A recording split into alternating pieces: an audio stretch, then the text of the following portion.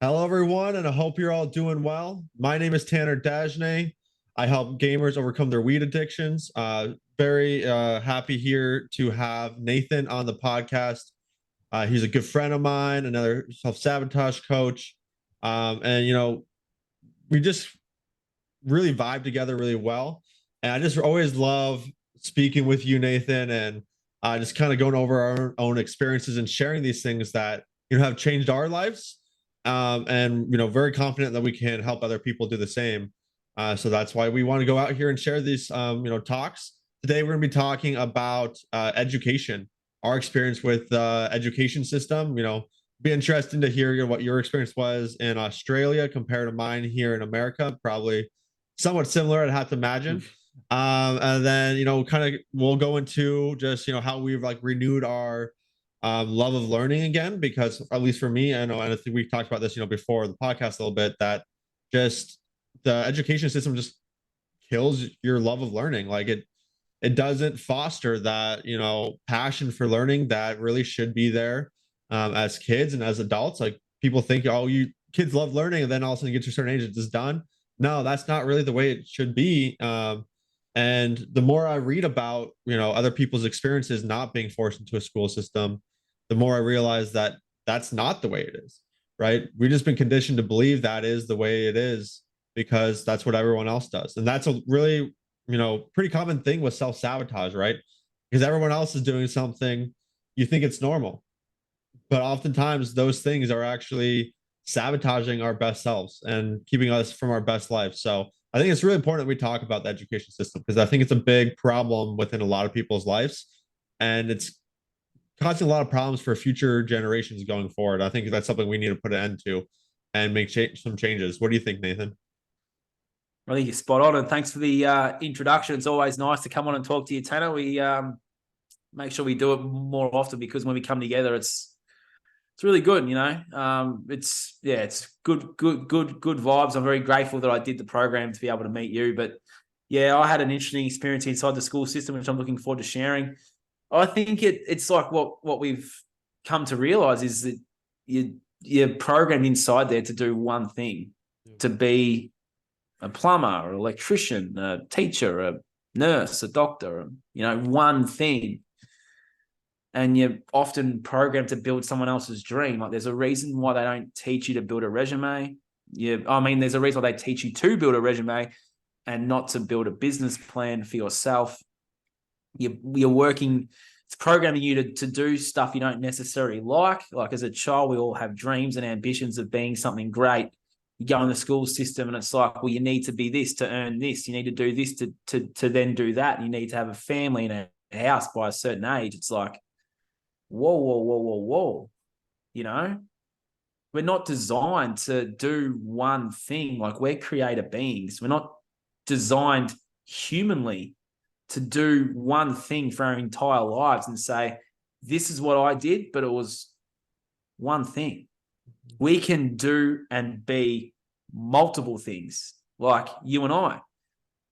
I'm a blogger. I'm a podcast host. I'm a coach. I'm a life coach, life coach, mentor, brother, son. Like we're programmed to do one thing, but it's like when I figured out and learned, which we'll delve into in a minute when we talk about our personal experiences, when I figured out that I could do and be multiple things and not just do one thing, I was like, oh my God, what else can I do? What else can I be? That program's so deep to just be one thing, but it's like you can figure out or reprogram, like what we teach our clients, that you can do and be anything you want to be. And it's going back to that child that imagined that and thought that was like, I can be anything I want to be. But then you get shunned into the school system and they're like, little Johnny needs to be a doctor. Little Johnny needs to have a university education to earn this sort of money to then have this. It's like, what if little Johnny didn't want to be a doctor? What if little Johnny wanted to be a superhero? What if little Johnny wanted to be something else, right? What if he wanted to be something else and want to be a hero? Well, the school system said, you can't be a hero, but we'll give you a version of a hero that will be good for society, and you'll get your little rewards through payment and telling lies as truth and all that sort of stuff.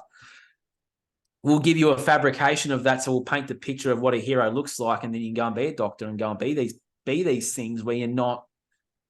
Unfortunately, some of the doctors out there aren't necessarily heroes, people.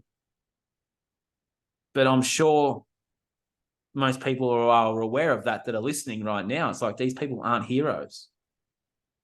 But it's like an inversion of what a hero is supposed to be. Like, look what they've done the last 3 years. They painted out these people as great beings of society. They know the science, and we don't. It's like, well, the school system has done this. If it wasn't for the school system, the last 3 years wouldn't have happened. If it wasn't for the school system, none of this stuff in the world would happen. But it only happens because there is a system here that's taken everything natural and has turned us against anything natural and given us a fake feel-good emotional system of control. That's the system. Mm-hmm. It's a control-based system where you get rewarded for living lies as truth instead of doing what's right. You're programmed to be like, this is what's right, when it's not morally or ethically right. It's like it's an inversion of what's real and what's natural.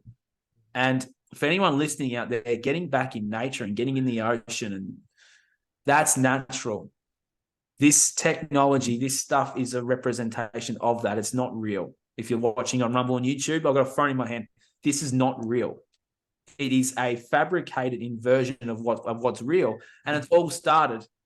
It can always be traced back to the school system. And Tanner, I don't know what your clients come to you with, but a lot of clients that come to me have had someone inside that system tell them that they can't do something. And they carry that around for their entire lives. And the moment that I tell them that they can do something, and we go back to that moment where they were told that, it's the most beautiful thing, because they've realized within how powerful they are and how strong they are. And we're about to delve into our personal experiences where I went back to my childhood and I was like, that kid was fucking powerful. And the school system programmed him to be something that he shouldn't, that I wasn't supposed to be. You know what I mean? Yep. Went deep, but that's just how I see it. What are your thoughts? Yeah. No, I completely agree with you. It does. It programs you to be something that you don't necessarily want to be, right? Something that you need to be to have this status or to have this shiny thing. You know what I mean? Yeah, so they tell you what the right answer is. They tell you if you try to give an answer that is technically right, but you do it a different way, wrong. Yeah, and you're taught not to question anything either. This is the information that we've been teachers like. This is the information we've been taught at different things during our schooling, and this is it. It's like, well, what if? And then the little Johnny that questions it. Oh, no. You've got ADHD. You've got autism. How dare you question authority? Sit down. Shh. Yep. While we're in control here, you be quiet.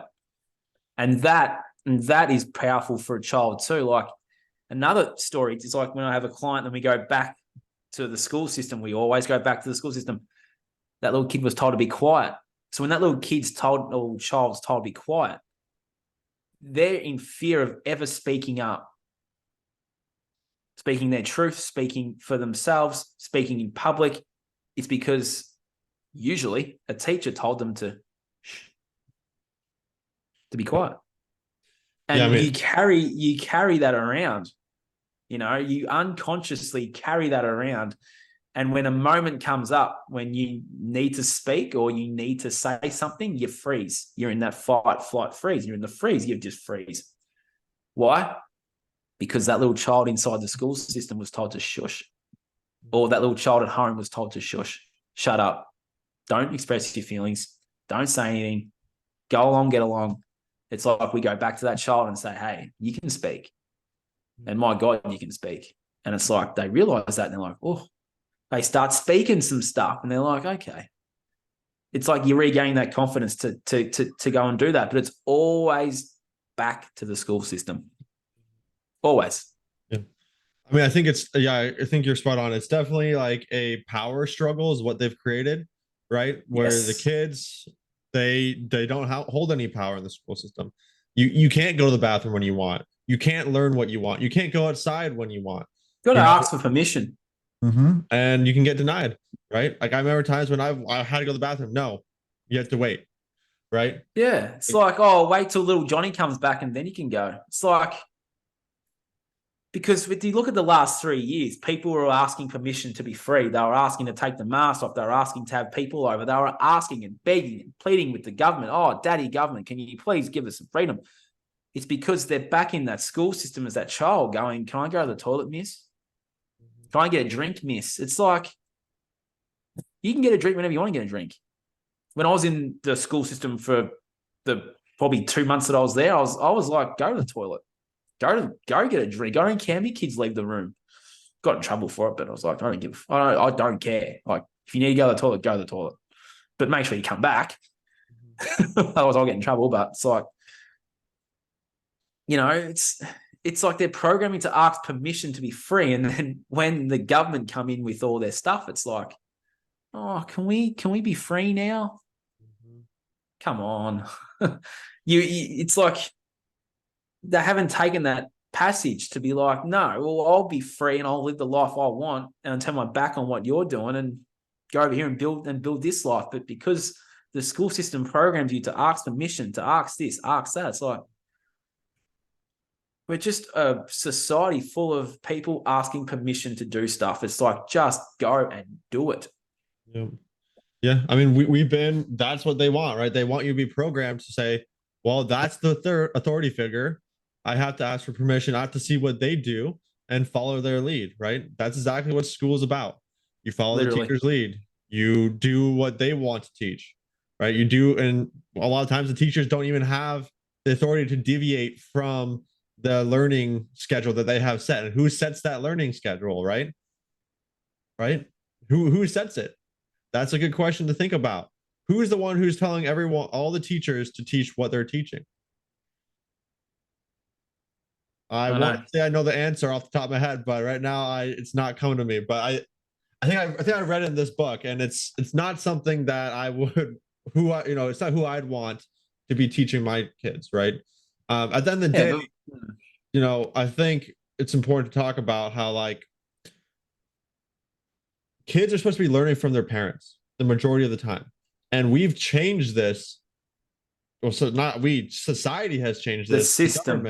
The system has changed this over time. Like, if you look back in time, there used to be a situation where you could choose to go to school if you want to. You could send your child to school for a week, for a couple of weeks. They didn't have to be schooled. We're now in a forced schooling system, or you have to prove that you're homeschooling. Well, in some states, you have ability to do what you want to do. So it depends on what state you're in. At least in America. America, you're talking, yeah, America, yeah. In Australia too. How's it in Australia with that? I'm not really sure because I don't have children, but when I was in the system, it's like kids were just homeschooled. It wasn't really a mandatory. I don't want to trigger anyone by saying, man, it wasn't really a mandatory thing. But you had to have jabs though to be like in childcare and stuff. So if your kid wasn't taking needles, then you weren't allowed to be in the system as a like a daycare thing. But it's like that system wants you to hand your kids away. So it's like you're going to hand your kid away. It's like they need society now is like both parents are at work. So you're handing your child away to be raised by the state. And that's not natural either. Like the natural process is like the parents raise that child. We used to, many, many moons ago, we used to do home births and stuff. Like people were probably listening, what's a home birth? Well, it's a natural birth. Yeah. I know we're talking about natural schooling, but there's natural birthing as well. You don't have to be in a hospital screaming the house down and giving birth. Birthing a child, you can be very relaxed doing it. Like you see in the movies, every single movie TV show, when they're giving birth, they're screaming. They're in pain. So people are programmed that that's how we give birth. It's not a painful thing. I know I'm not a woman, but natural birthing, something if a woman's listening, is something that's completely. I was looking at it the other week. And I'm like, wow, wait, like, even that's a lie. Like And you can see it in the movies, like every movie, TV show, someone's giving birth, they're like screaming the house down and all sorts of stuff. I know it's not about the school system, but it's like they've taken everything natural and said, here you go. It's like everything's fear, like giving birth's fear, school's fear, everything's just fear. It's a fear-based control grid.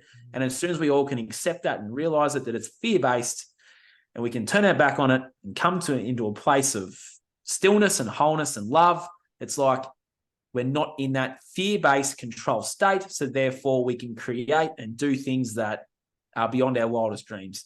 But it all starts in the school system. Every single ailment or any single emotional thing, it's like there's a child there that was told he couldn't do this, couldn't do that, couldn't be this, couldn't be that. And it's like that is the deepest emotional scarring I found.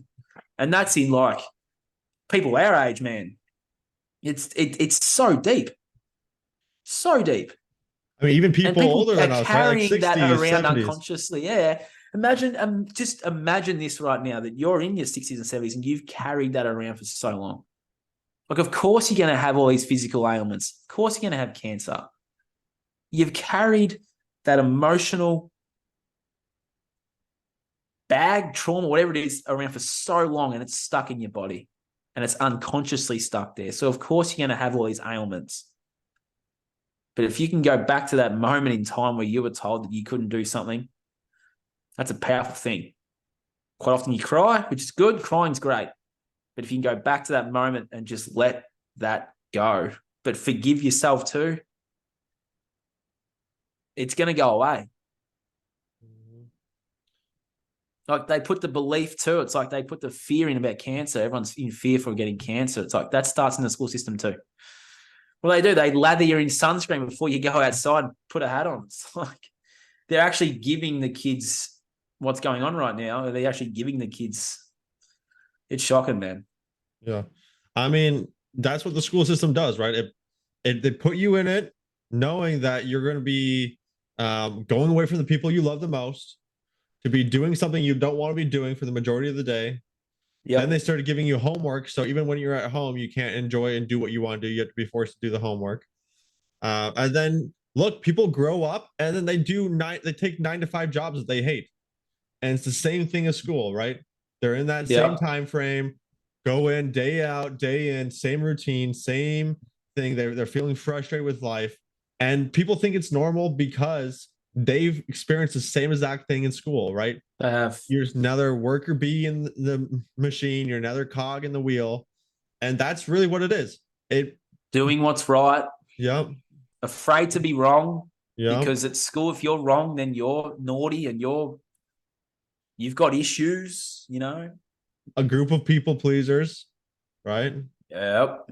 So yeah, let's talk about our experiences here. So what was your start? What was your experience that got you? Well, I was triggered, sort of was the trauma? What happened? I was a sort of normal everyday child, right? I had it, and a normal everyday child in my eyes is not how people listening to this are programmed to believe that there's a normal everyday child. All right. I had imaginary friends. I had imaginative thoughts. I had hopes. I had dreams. Right. I set foot in the school system, and every single one I had was crushed in an instant.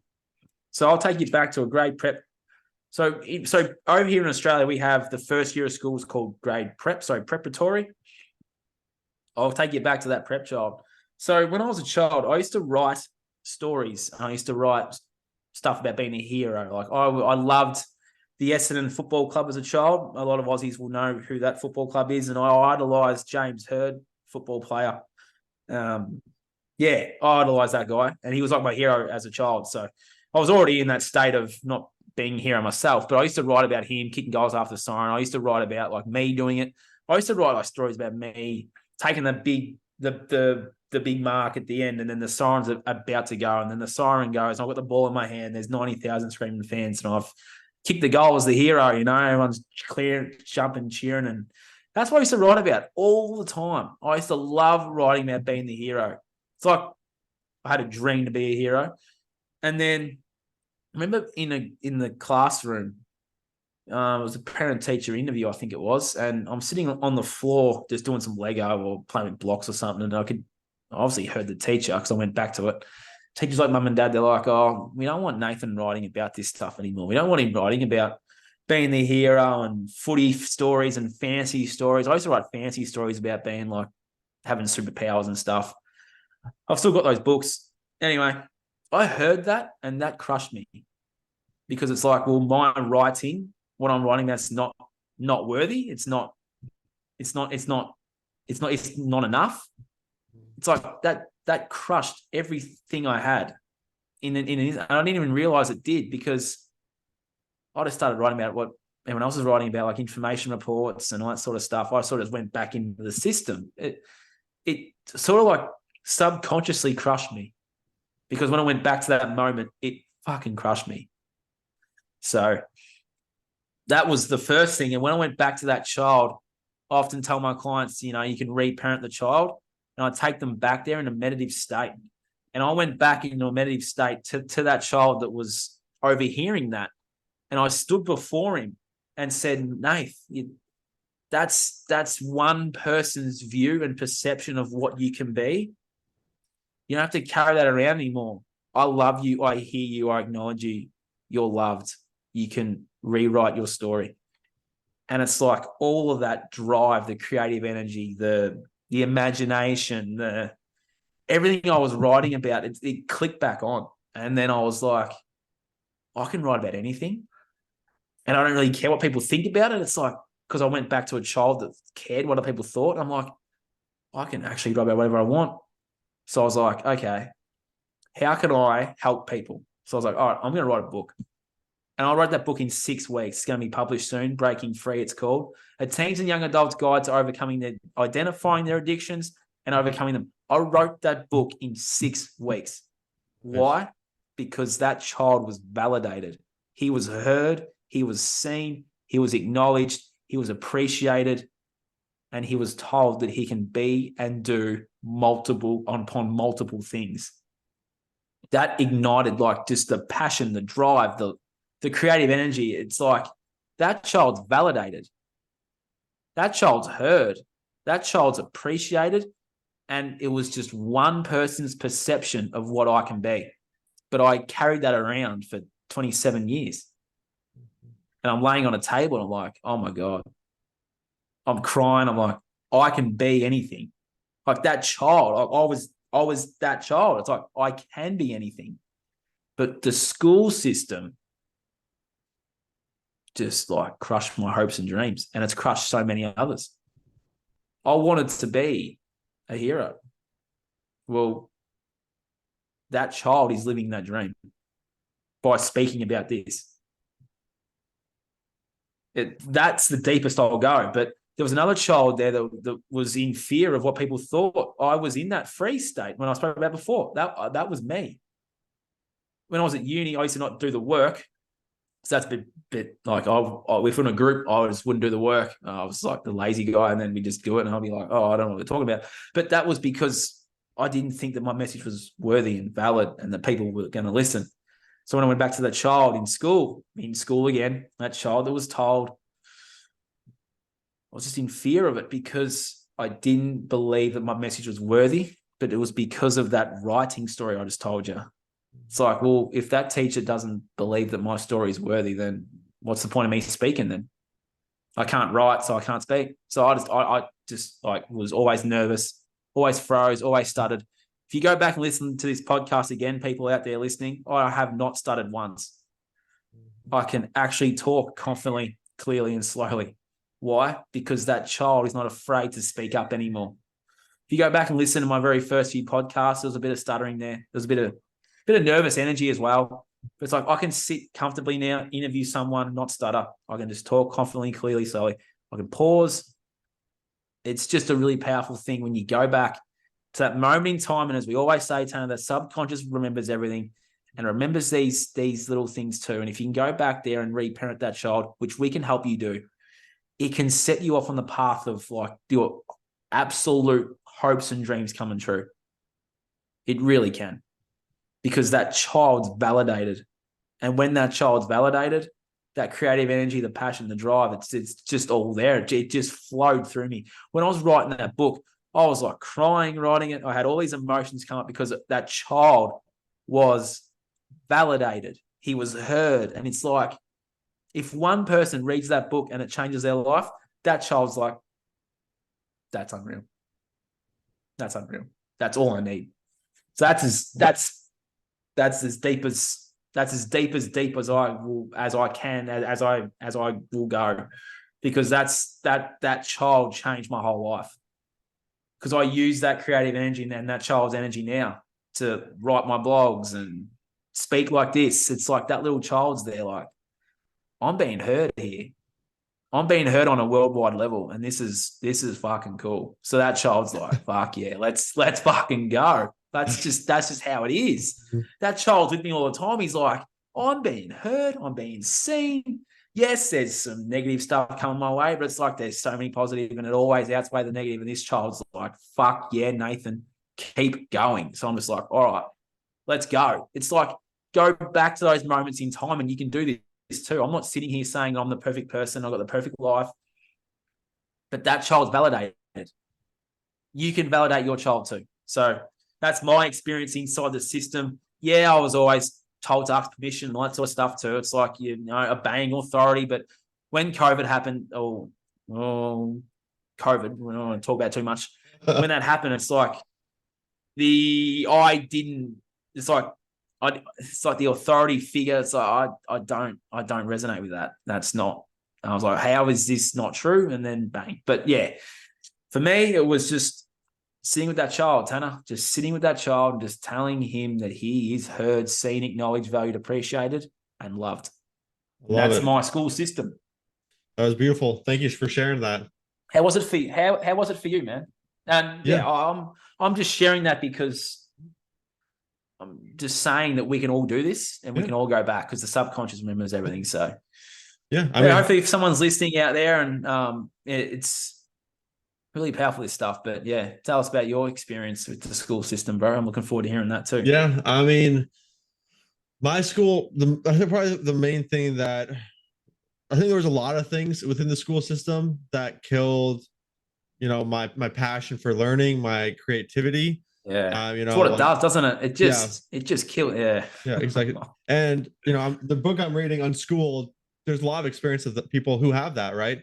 Who they get labeled as ADHD because they don't want to be doing the things that they're being forced to do. And so, correct. A lot of my passion, I think I remember I wrote a story. I think it was, I was really big into Star Wars at the time. I wrote like a story about like Ewoks or something, like a village of Ewoks. I met my mom. Have you still got it? I don't know. I have to try to see if I could find it.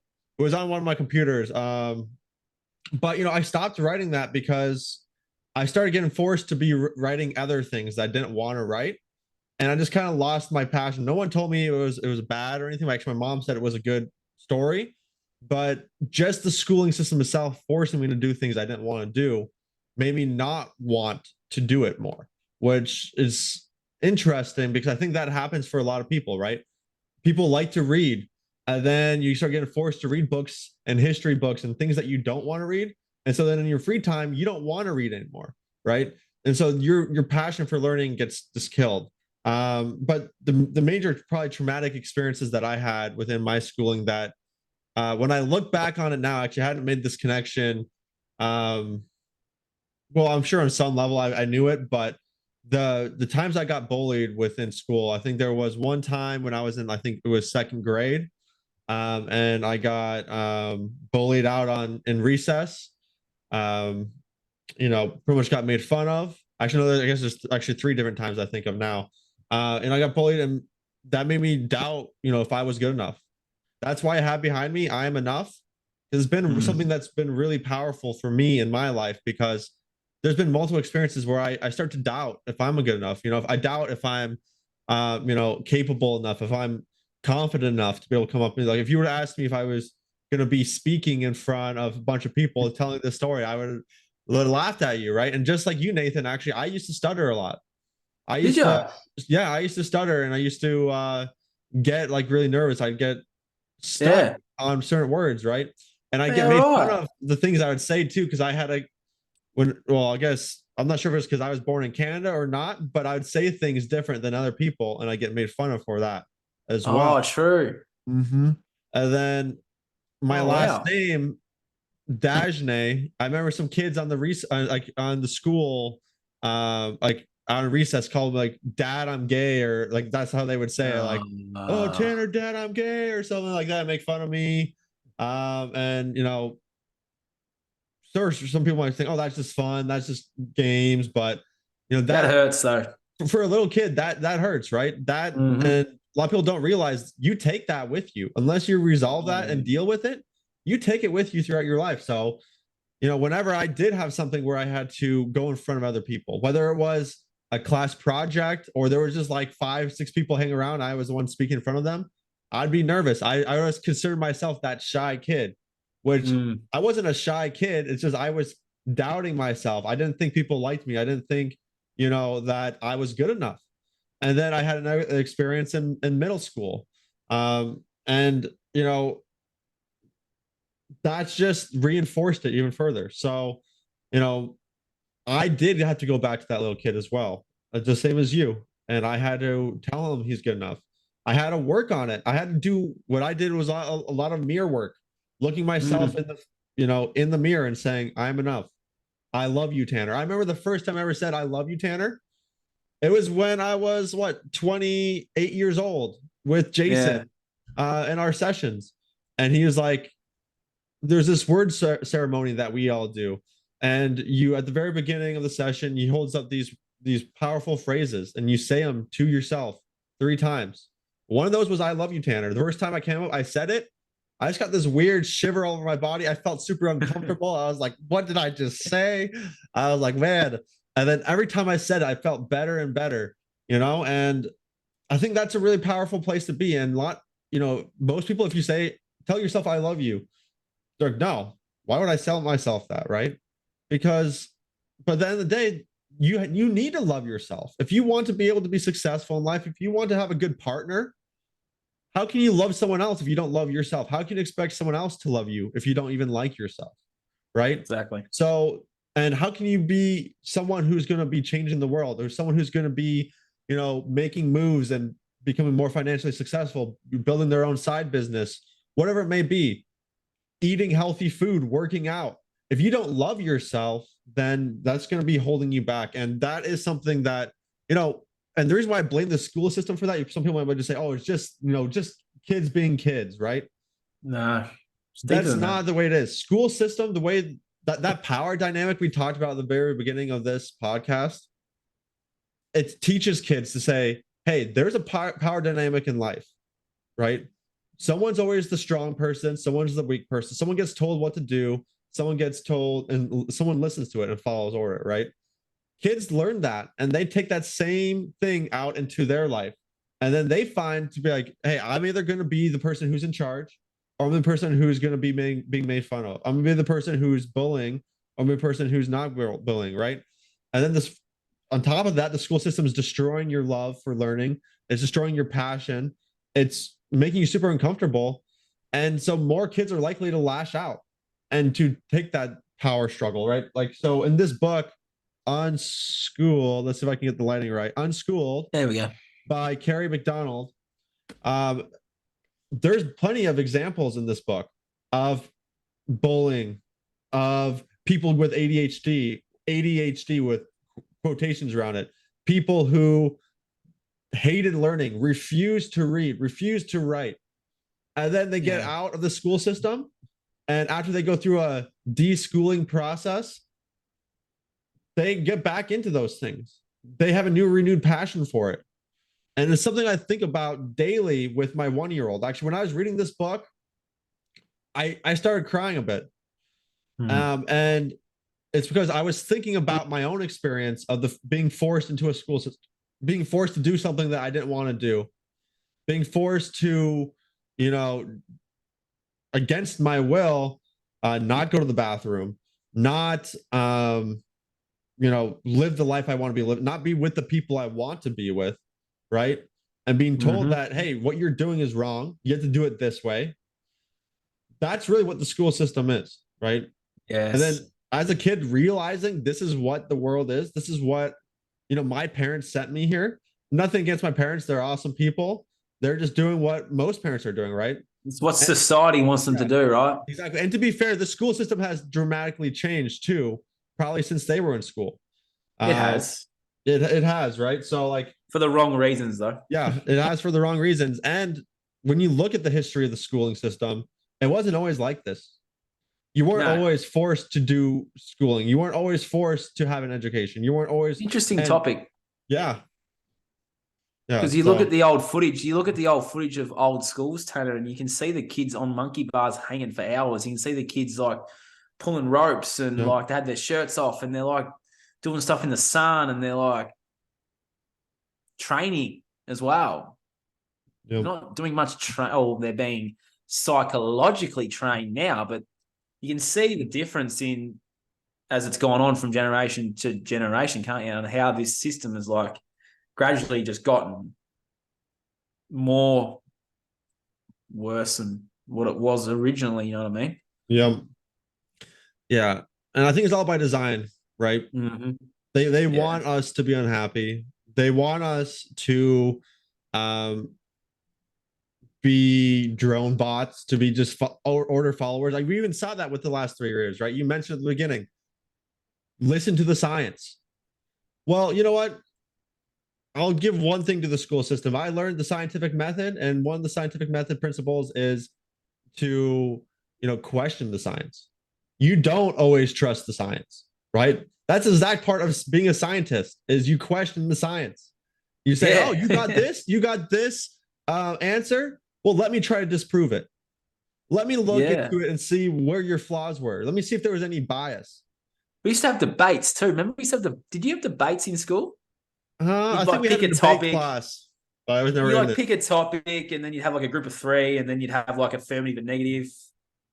You used to pick like a topic that's going on currently in the world. I highly doubt that they're doing that right now too, No, I bet you they're probably taking that. Or they're not. because Yeah, I can't see that happening. It's like if they were to pick a topic on the world right now, you'd have positive and yeah, I can't see that happening. But I'd be intrigued to know if there's still that debate in school where you can argue both points of view, and then it's like the audience make up their own mind. It's like I can't see that happening. I'd love to know if it is, but I know. Did you used to have that sort of, you'd pick a topic, teacher be like, oh, here's a topic about should uniforms be compulsory in school? I remember doing a debate about that, and I was the negative, and I was like, I remember like writing up my speech, and because I had that child that didn't, I remember throwing in the bin and just like, I can't speak that. But my truth was, we shouldn't be wearing uniform. We wearing whatever we want, and I didn't want to wear shoes either. And it's like I put that all in there, and then I actually threw it in the bin. That's wow. interesting right here, right now. I remember that. And I actually rewrote my whole speech just to like please everyone else. But I actually had a really good argumentative point. Oh, yeah, interesting. Something always comes up live for me. Yeah. But yeah, I remember actually doing that. I don't know how that just came out. Yeah. Caught me off guard. Yeah, I that's actually interesting. wrote up a speech for a debate about uniform in school, and then I threw it in the bin Wow. and rewrote it. And I knew how good that speech was. I was frozen. You think it's because I you didn't were want to be worried that wrong, you were going to get ridiculed for it, or what? probably, and didn't want to be wrong. Didn't want to get in trouble. Yeah, and I think, even if they did have debates today, if someone actually spoke the truth, they Oh would be mate, told they're wrong, right? I probably Actually, get I think I saw a suspended. video of that where they were talking about something and a kid spoke up. I think it was about, I can't remember what it was about, some like controversial topic that we have. There's so many Yeah, today. it's heaps of them. Yeah, and they got in trouble. I think they got suspended for a couple of days. I said that before. I bet they Yeah. got suspended. Yeah, Mhm. that's just how it happens, Tanner. It's just a crazy system, isn't it? Yeah, You got to punish the ones that are, standing and rising up to just fall back in line. mhm. So they'll label them with ADHD and label them with this and give them medication and all this sort of stuff to just have them conform and fall back into line, back into control. Yeah, I mean, it's not that kids can't focus; it's that they don't want to focus on the things that you're forcing them to focus on. Correct. They want to You be know? outside in nature, playing in dirt, Tanner. Yeah, and what I've at least from what I've read in this book, when and this is what, and I'm excited to experience it for myself with my son, because I do Oh plan yeah. on going through an unschooling, natural learning, child-led learning approach. because, you know, kids have a natural aptitude for learning. You know, they They always say do. young kids are like sponges, and then they just Mm. like, oh, it just magically goes away. That's not true. It gets fucking drilled out of them. It gets crushed, just like their As soon dreams. as they The walk school system. through that door Yeah. Mm-hmm. or that gate, yeah. Exactly. Yeah. And kids will continue learning. Kids will continue pursuing something if it's actually something they want to learn. So, you know, what is the solution instead of an like a forced education system where people are forced to learn things they don't want to learn? Have an open ended, and I don't like education at all. I think it should be learning, right? Schooling Mm. should just be out of the equation in general, in my opinion. There should There be should be like learning more. centers. They should be like, yeah, learning centers, and then like they're not authority figures. They're like mentoring Yeah. or guiding the children, each child where they. Friends. Yeah. It's like we're not going to sit here behind have like a whiteboard here and have crap on it. Yeah. It's like they should be like facilitating and guiding and mentoring. They shouldn't have 30 kids in a classroom either. That beggars belief. But anyway, that's another topic for another time. It's like they have the whiteboard there and all the stuff on it. It's like they should be just mentoring and facilitating each child in what they want to do, and then they help that child get there. Yeah. Not program them to be like, little John needs to be a doctor. That's how you become a hero, is be a doctor. It's like, well, ask him the question, little Johnny, how would you like to be a hero? What are your thoughts on that? Ask them the question, get them to be like, this is what I want to be and what I want to do. Don't sit there and say you need to go to uni and have a good education. And these are all the careers that have the university education. This is what you need to do. It's like, what if little Johnny just wants to be a truck driver or something? It's like, let little Johnny make up his own mind instead of just like, I remember when I tell you another story about my schooling system too. People might want to resonate with this.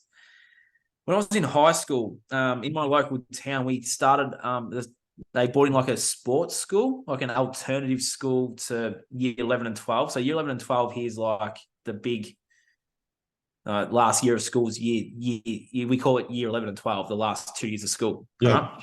So I was in year 10 and I didn't want to go to the senior school. I had enough. I didn't want to do it. And then one of my friends at that school was like, oh, I'm going to this Cedar school next year, the sports school. I'm like, this is interesting. Like we did like a Cert 3 and a Cert 4 in sport and recreation, got all these qualifications, all these awesome things. I'm like, this is a lot better than that. Mm-hmm. So then I put in that application. My family were on board, which was great.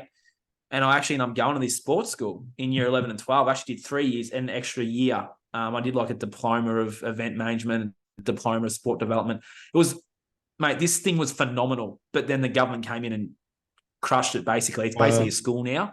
Yeah, so there's this backstory. There's basically a school now. It's like an accredited school, but back then it was just like a program. And we did like clinics at school. We did like kicking the footy. We did like sports clinics and ran sports days, umpired sports days, did all these awesome things. And I was loving it.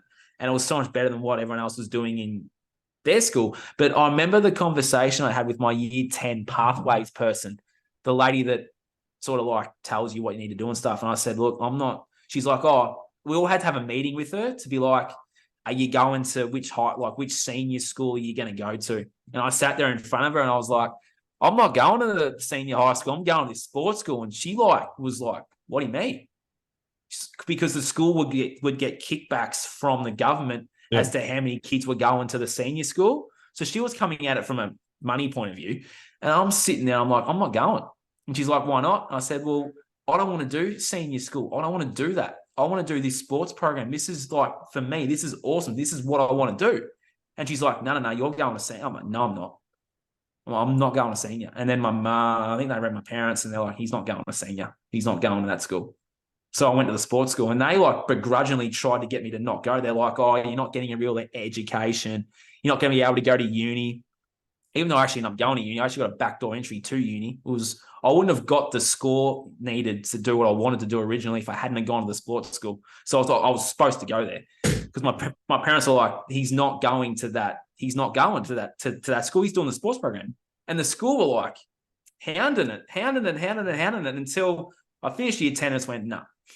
And I obviously got in as well. I just went, and I had the best 3 years, met some awesome friends, and, that's where I sort of started the drinking and stuff. But it's like I had a really awesome time in that sports school.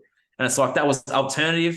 And then the last few years, because my brother went as well, in the last few years, the government came in, they cut the funding because we were doing like outdoor ed stuff. We're going kayaking and canoeing and rock climbing and going on the snow and doing all these awesome things. And it was like sort of like government fund, but not really. And then the government came in and said, oh, you need to be more curriculum and structured based.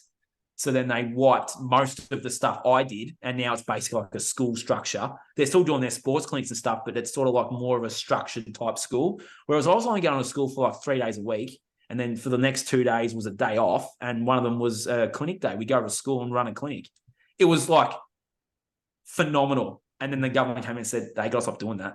Yeah. So, because the bigger it's like anything, the bigger the school got, the more popular it got, the more the government clamped down on it and said they need to be more of a, essentially you start something alternative like that and the government come in and go, whoa, whoa, whoa.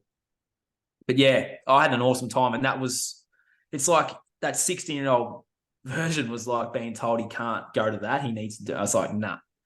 I was very grateful that my parents and my family were like on board with it, because that program was phenomenal. Yeah. Yeah. That's a perfect example. Yeah.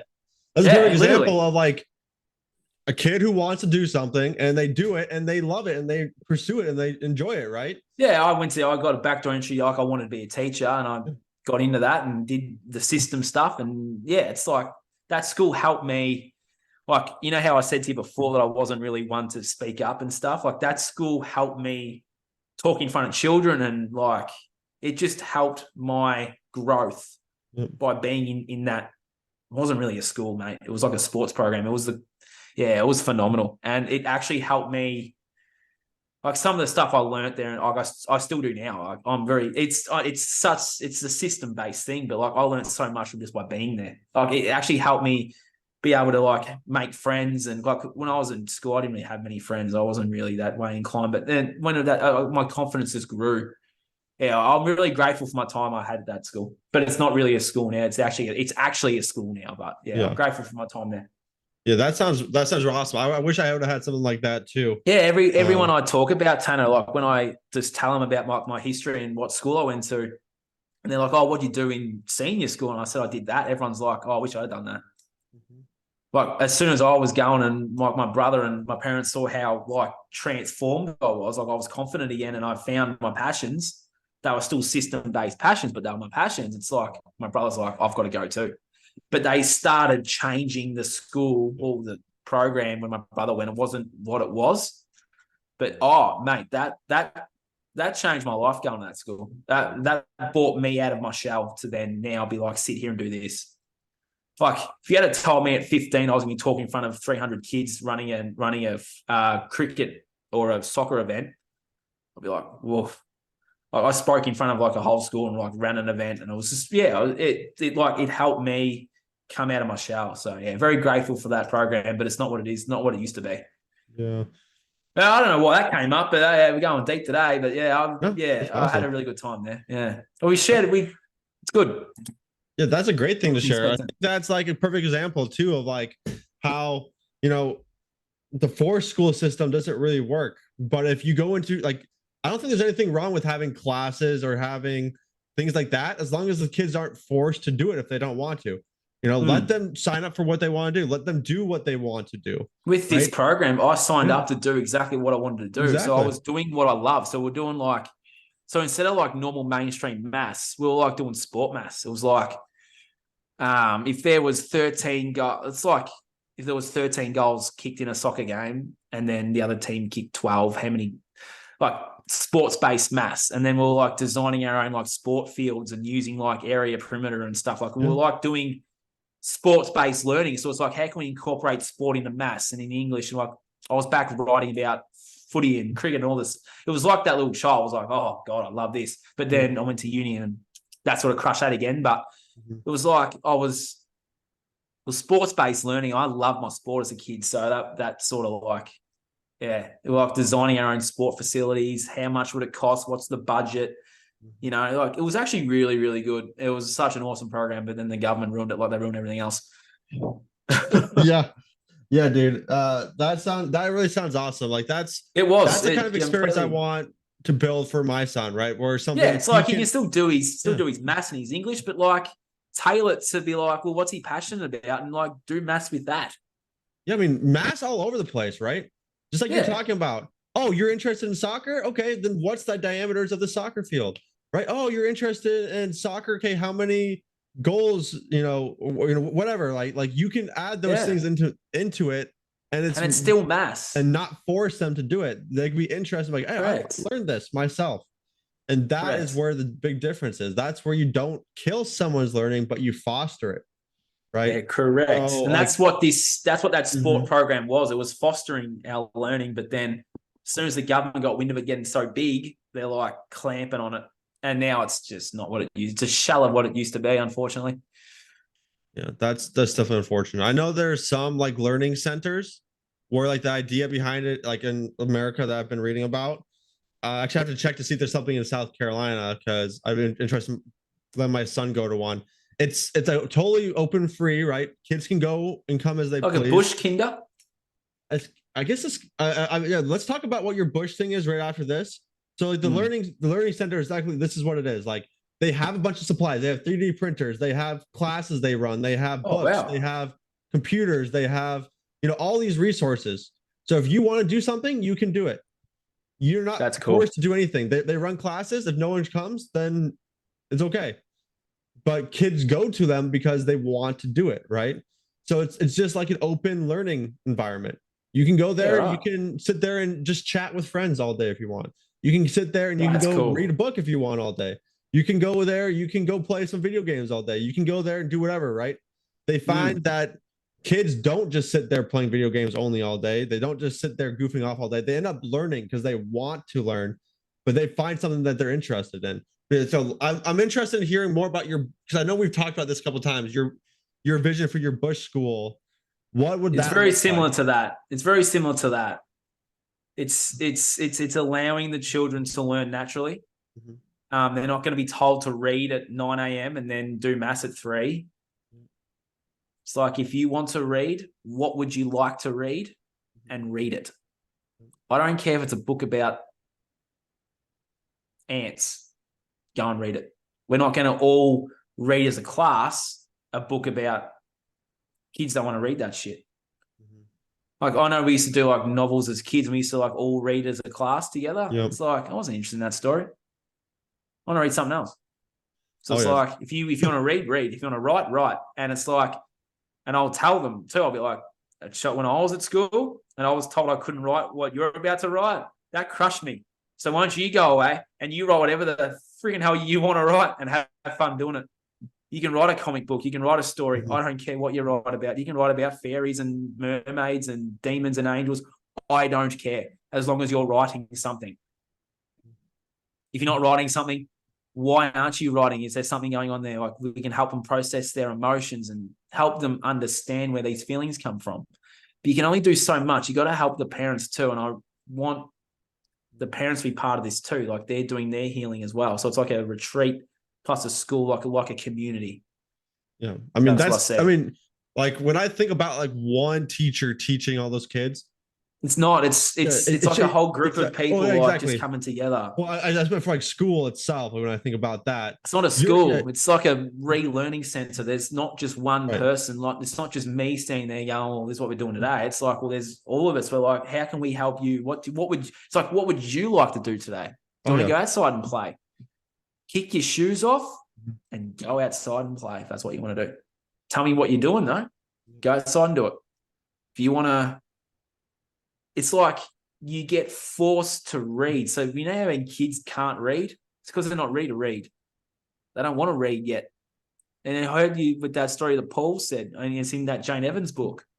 It's like her kids didn't read till they're 8 years old, 9 or 10 years old because they were ready to read. They're like, they picked up a book and started reading it because they were also learning about their spiritual side too. And that's the sort of thing I want to teach too. It's like, well, you want to go outside and play in the dirt? Well, who's playing with you?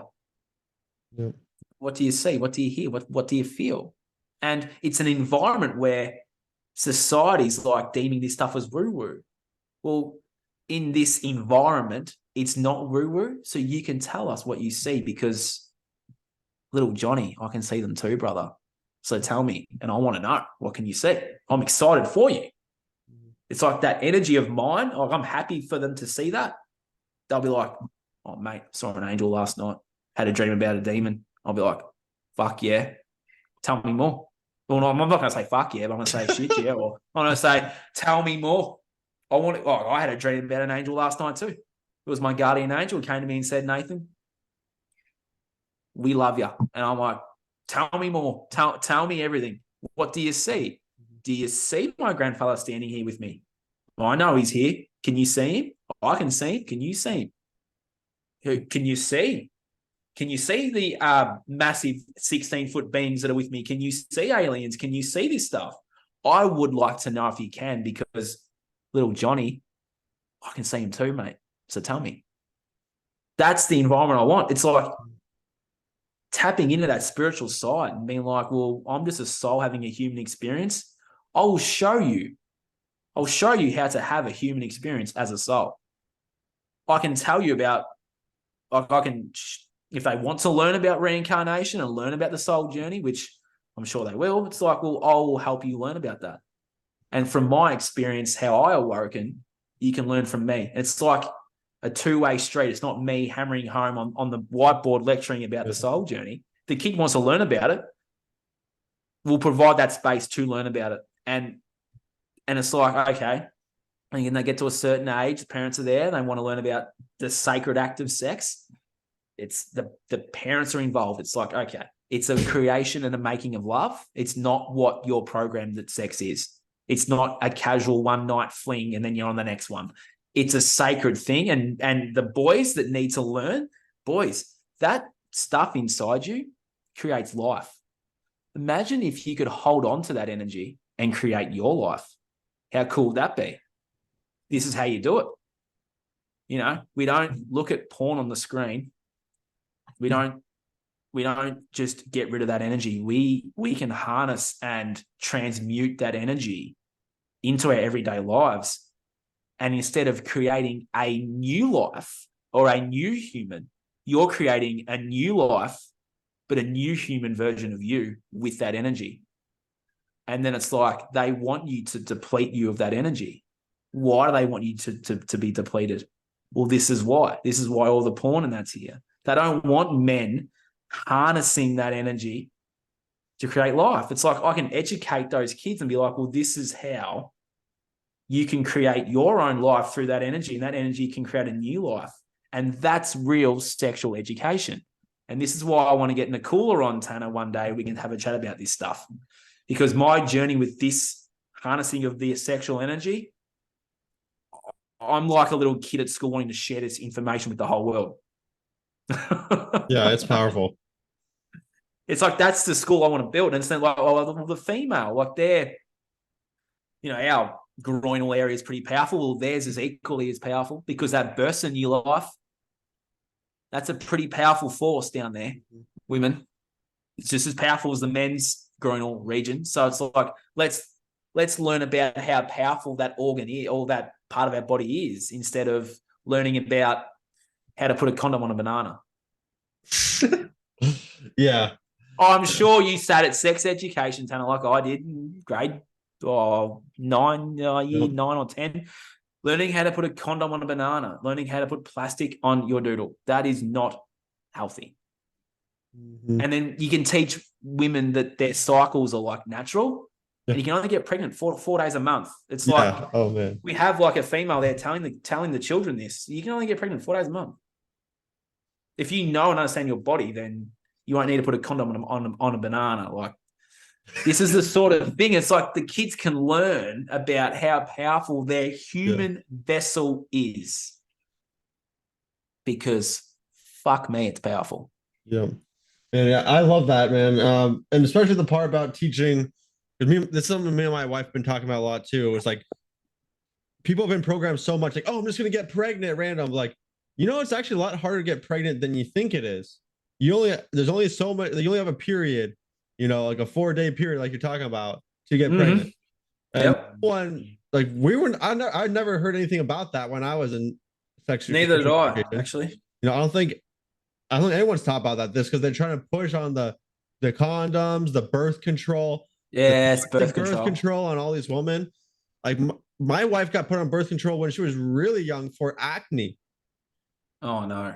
and that was the main reason why. Are you serious? Like, and How's that that going to fix acne? it's apparently it suppresses your hormones, so it does Yeah. things like that. And so it's just like women are being put on that stuff so early. It's It's getting terrible. earlier too. Yeah. But I mean, I want to go back real quick to your bush goals. I love that You're idea. And the point I was bringing up was not that like you would be a teacher in front of. I was thinking about like the school education system. It's like a Like, in general, facilitator. and like comparing it to yours. And I love the idea that you'd be open with having the parents there because it's not just one person who can teach all these kids, right? It has to be a community. It's a And community. Yeah. you have to bring it around to the parents, the grandparents, to the people like the people running businesses, like bring them Yeah. around and expose them You to can't different people. you can't Mhm. just work on the children and not have the parents doing Yep. the work too. It's like Yep. the kids are working out their stuff. It's like the parents can work out their stuff, and you can like heal that DNA ancestral line by having the parents and the kids involved. Like this system right now, the parents are at work every day. They're not involved in their child's learning or their development. Yep. So it's like if we have this community, and the parents are front and center, they're sitting down with the kids too, learning, or not sitting down. They could be standing up. I actually don't care if they're standing up or sitting down. Doesn't worry me. They can do it. They can do what they want. We shouldn't be sitting down obeying authority, so they can stand up. We can be like a group healing circle. Yeah, we'll sit down around a fire and just like talk about this stuff. That's sort of what I want to do. Feel like a fire. We can all like put our stuff in there and then just blow it out. That's the healing circle. It's like that's probably what it will be. It'll be a healing circle. And it's not going to be me or someone else standing there lecturing, obeying authority. It's like, no, we'll all just sit in a circle and let's have a deep chat. And that's where you learn the most about, and you can learn about people's journeys. And that's the sort of thing. It's like, it's not necessarily a classroom. It's just like, we'll just be outside making fires and just having a chat about life, about our journey, about how we can all help each other grow. That's natural learning there, mate. Definitely. I love it. That's beautiful. Yeah. I mean, the world definitely needs it. And I think parents need it just as well. Because like that's what I think about every day with my son, right? Is absolutely. How are my things going to be influencing my son? Yeah. How are the things that maybe I haven't resolved yet? I've worked on myself a lot, but I'm by no means perfect, right? It's all about progression. But every time I think I'm close to being resolved with everything, something new comes up. Something new that I wasn't ready for before comes up. So I think it's really important if you are a parent, you're listening to this, you have your kid in the school system, to really consider what you want for your child and how you're influencing your child with your own life and your own resolved traumas, and look at ways to resolve those and to address those. One powerful way could be to reach out for help. Both me and Nathan, we help others really address those unresolved childhood traumas. But that's another thing from the school system too. Well, that's more of a society thing, isn't it? Not to ask for help. Yeah. Like, it's a lot of people out there see what we're doing and look at what we're doing. They just don't make that final step. It's like, you can make that final step, reach out and ask for help. Because I wouldn't be here talking like this and shared what I've shared today, which if I didn't ask for help from someone, you know what I mean? Yeah, I think asking for help was my biggest catalyst for change in my life as well. But I don't know about you, Tanner, but it took me a long time to actually sit and ask for help, though. Yeah, I totally agree. I mean, I saw stuff, I probably had a lot of opportunities to ask for other people for help, but I kept pushing it off, thinking, no, I can do it myself. No, things will get better. Yeah, it's like you're programmed to believe you can do it all yourself, but actually, like, that little guidance, that little bit of help can actually trajectory, like, it can push you forward like quickly. I learned that pretty quick too, that, you don't, you're programmed to do all this stuff yourself, but it's like, it's okay to ask for help. It's okay to be vulnerable, and when you come into a session with us, yeah, you learn some things, but you learn the things that you're living out. You learn your programs and your patterns and all these things to help. We then help you transform into the best version of you that you can be. But to be that best version of you, you've got to let go of what you put in the questionnaire, which is all the stuff that you've been carrying around for God knows how long. But we can show you how to let all of that go to then transform to the end of the questionnaire where you're manifesting what you want in this life. It's like we help you let go of all the shit that's holding you back to get to the end. And that's your journey. And that is the most beautiful thing we offer, Tanner, is that at the end of the questionnaire, you go through all of the darkness, all of the stuff you've been carrying around. You get to the end of the questionnaire and it's like, what do you want? What do you dream about? What would you do with $1 million? What would you do with $10 million? It's like you're manifesting your dream. But then you're going back and letting go of all of that stuff. All of that stuff's holding you back. That child, that da-da-da-da. And then you're getting to the end and you're going, well, this is how you get there. You get there by letting go of all the programs, all the negativity, all the fear, all the guilt, all the shame, to then get to the dream. That's how you do it. And we show you how to do it. The tools that have helped us. It's like there's so many more. It's like, you find what works for you and just progression, not perfection. But if you're after a session with one of us, we can help you literally live the life of your dreams, and it can be so quick because we'll share with you our journey. And I know for you, mine was super quick. Like I said to you before, I wrote that book in six weeks. It's like you can do that too because you are just as powerful and you are just enough as I am and just as worthy as I am and just as worthy as anyone else here. You are super powerful as well. And I want anyone out there that's listening and watching to just remember how powerful they are. Yep. Yep. You because are once you do remember how powerful you are, no one's ever going to take that power away from you again. Not at all. Yeah. Remember, you're enough. Yeah. You're not lesser than other people. You're not. I think it's great, Tanner. I think it's great that you and I can sit here and talk openly and honestly and be absolutely vulnerable. Like there was some stuff that came up for me during this chat that I was like, caught me off guard, but I went with it anyway. It's like we sit here to be able to inspire others, and I hope anyone out there is listening is somewhat inspired by what we've shared today because it's pretty fucking powerful what we just shared. Then that was awesome. I totally agree, man. And I do want to touch point on just I think it's not only just like the sharing with that questionnaire, but just the information that we do teach you allows you to take that information and those techniques going forward every day of your life, right? So you have that's what I love about what we learn and what we teach to other people is that it's stuff you use every single day, right? Yeah. You learn about how the most powerful part of your mind works. You learn about how you learn, how your mind learns, why you're influenced, how you're programmed, right?